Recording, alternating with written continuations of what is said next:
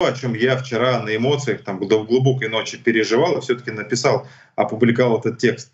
Делать какие-то громкие заявления, имея такую большую аудиторию, как у нас с вами, мы пока не можем, потому что, ну и молчать тоже нельзя.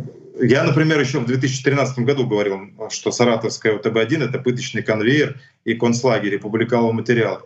А доказать это мы смогли только в 2021 году. Нужно было мне 8 лет молчать в тряпочку и не говорить о том, что это страшное место, где людей бьют и пытают. Но мы тогда рисковали, мы говорили. Я вижу, что у Путина и у его генералитета СВР и ФСБ есть четкая программа по дестабилизации Запада, по дестабилизации западных демократий. И они прекрасно понимают, что это не история, когда тебе нужно куда-то приехать и с нуля выстраивать какую-то политическую платформу тех людей, которые тебя потом в последующем будут поддерживать и отвечать твоим политическим интересам. Это ситуация, когда там в каждой стране происходит какой-то определенный баланс. И разница буквально, не знаю, там, в несколько процентов.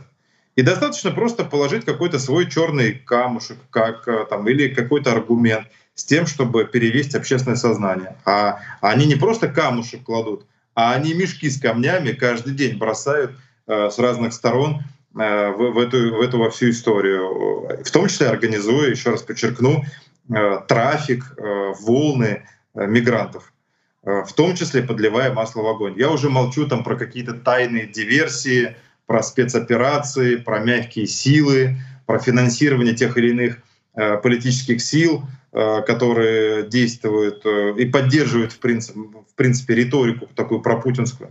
Но в целом мы имеем такую глобальную большую спецоперацию российских спецслужб